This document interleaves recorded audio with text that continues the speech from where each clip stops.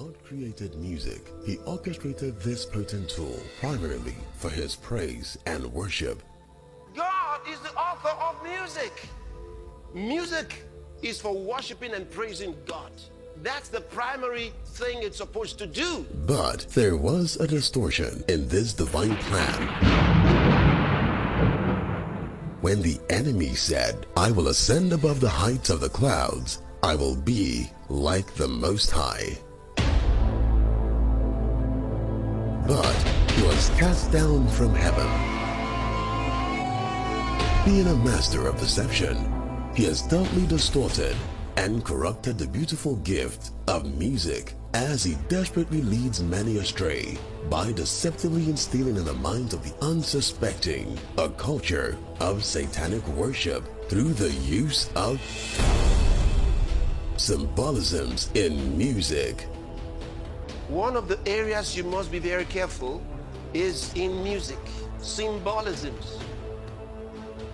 Music.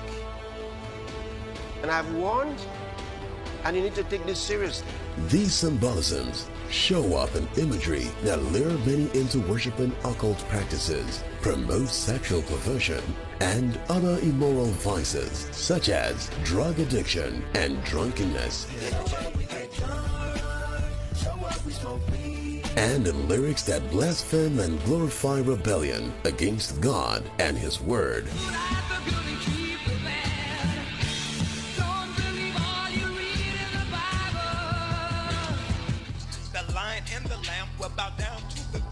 And that is Jesus bowing down to the goat. Once again, goats are unbelievers, or at worst, Satan or the Baphomet. And even if it did mean greatest of all time, it makes no sense to have Jesus bowing down to himself. Unwittingly, the young and unsuspecting rave about these and idolize the bearers of these demonic depictions. When it comes to music and dance, they're connected to your emotions, directly connected to your soul. And that's what Satan wants. He wants to make connection with your soul.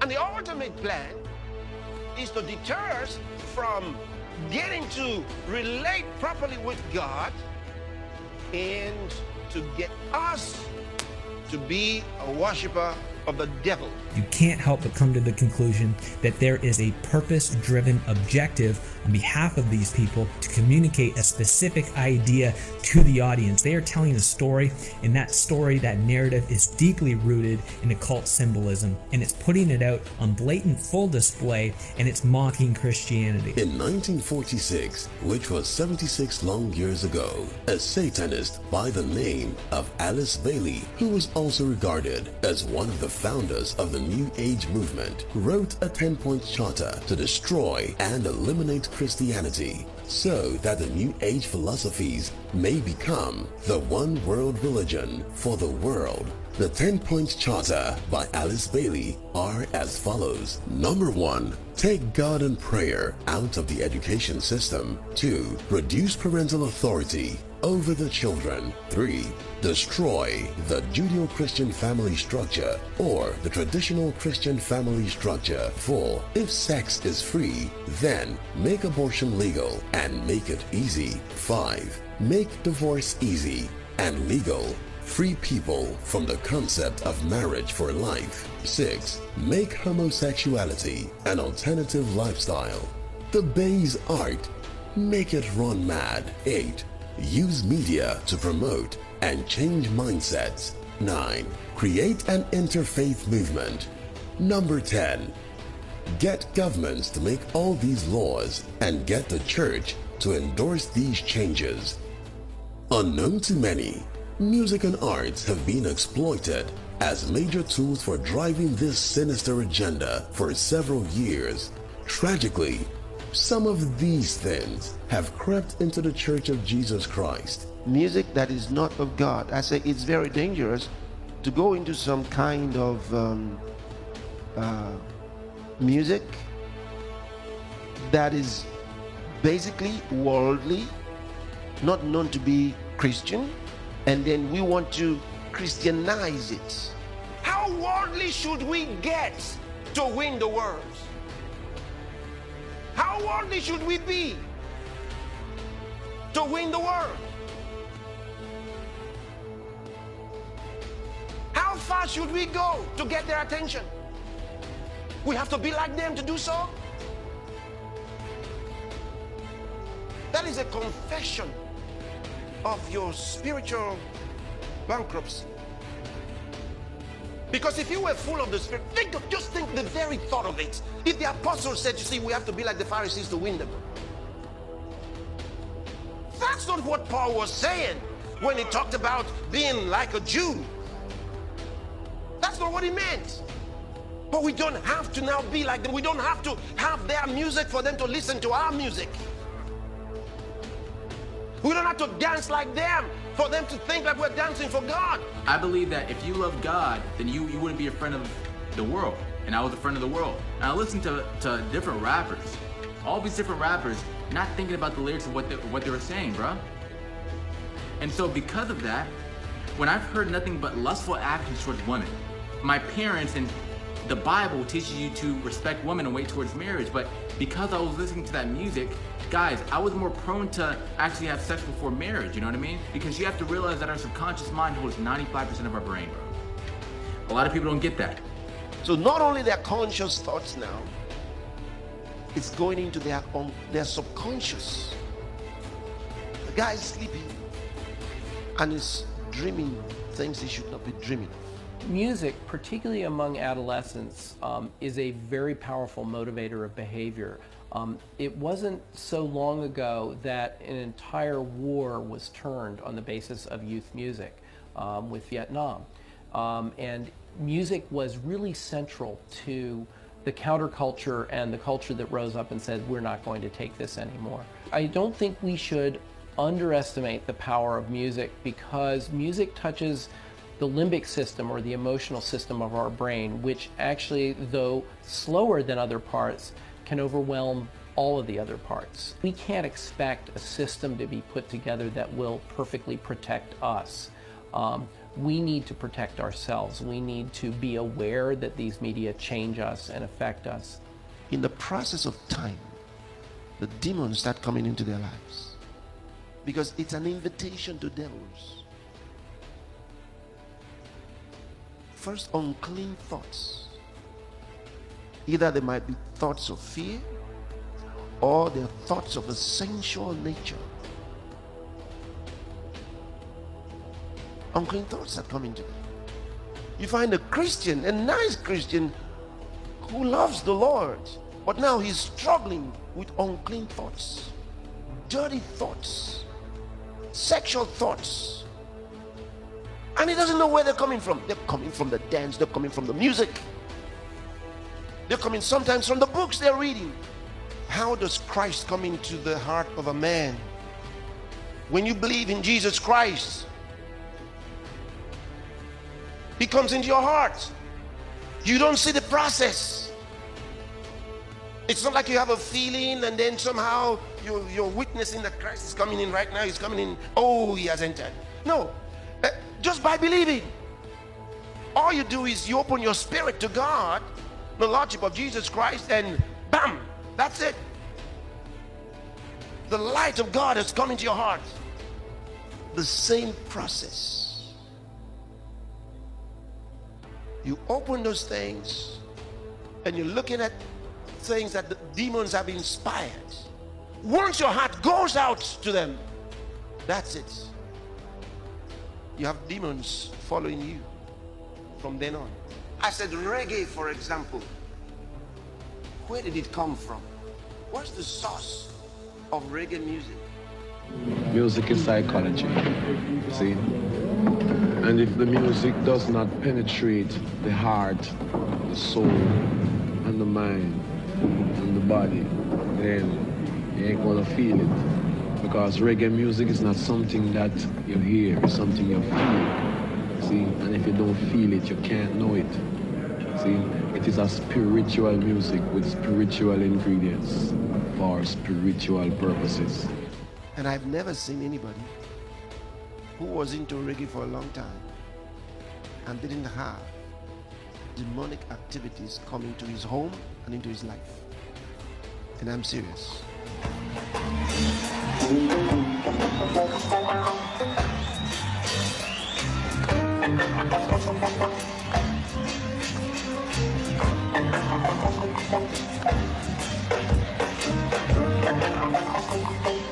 So don't deceive yourself.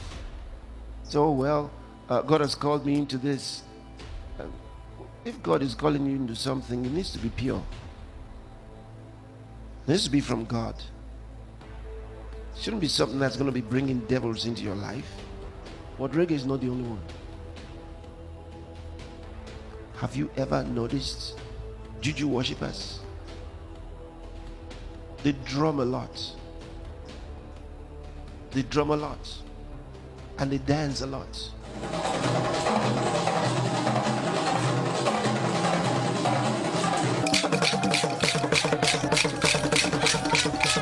A lot of the dancing steps that people get from the world, a lot of them are to demons. These are things that are the movements of devils. I've dealt a lot with people with evil spirits. Some of you may have been in some meetings where we're doing those things. The moment I start addressing the evil spirit, you see some, they start dancing. And the guy or the girl is not in control. They go like this. How many of you have seen them? And you think they're going to fall. They can bend in an awkward way and still be standing. Why? Because it's not them, it's the evil spirit. And they're twisting themselves in some funny way. If you began to drum for them, they'll show you their dance. The same dance that they do at the shrines.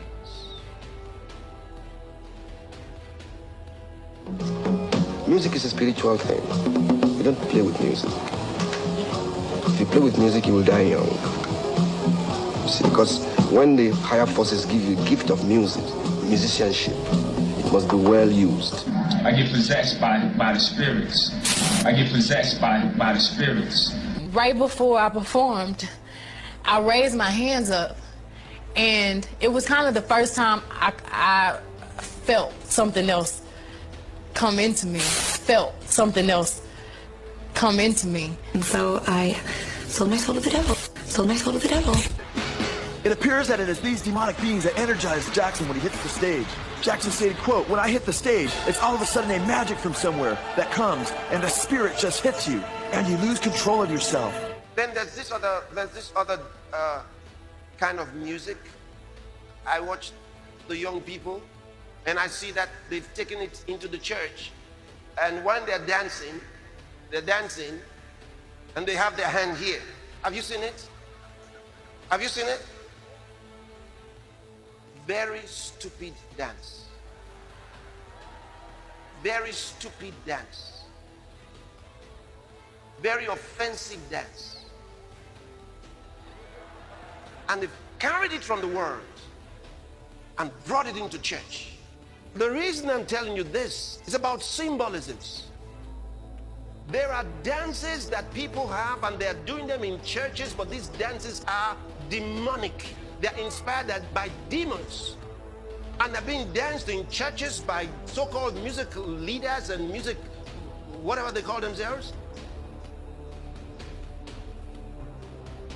What's actually happening is these are offerings and libations that are being offered to Satan through symbolisms. And demons thrive on these offerings. You have to understand. You have to understand.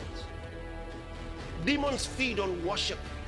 So desperate is the adversary in this quest that he also seeks to lure, deceive, and culture innocent children into offering satanic worship from an early age by infusing subliminal messages and symbolisms in music and films targeted at children. Satan's not an evil guy. He wants you to learn and question why. He wants you to have fun and be yourself. And by the way, there is no hell. Science is important, so we understand the world. Satan looks for truth. Let's help him, boys and girls. Satan's not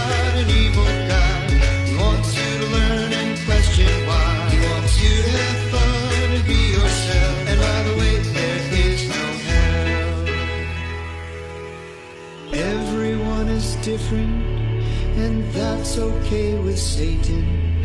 He'll always treat you equal, whether you're black, white, or gay. Satan-inspired theosophist Alice Bailey is quoted to have said, "When you are changing a nation, don't bother with the old people. They are too stuck in the old traditions. They will not change. But go for the children, especially 10 years and younger."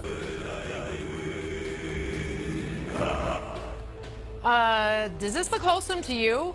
This video alone could freak out parents, but the Satanic Temple is trying to reach students by getting into elementary schools nationwide. The group says it's an alternative to a Christian-based after-school program. Denver 7's Mark Boyle's been looking into this, and Mark, they say it's a kid-friendly club. That's right. Hard to believe, but that's exactly what they preach here. And this is the parental permission slip that they're handing out so your kid can participate. Here's the After School Satan website. They even have a children's book dedicated to this. Now, they say there are some wholesome activities and lessons to be learned, but others believe it has no place around children. It could turn into one hellish extracurricular activity. That is, if the Satanic Temple has its way. We're not actually talking about Satan and Satanism because we have no interest in converting. It's just that in our religion, science and reason is what is the most valued. We do not believe in an actual devil.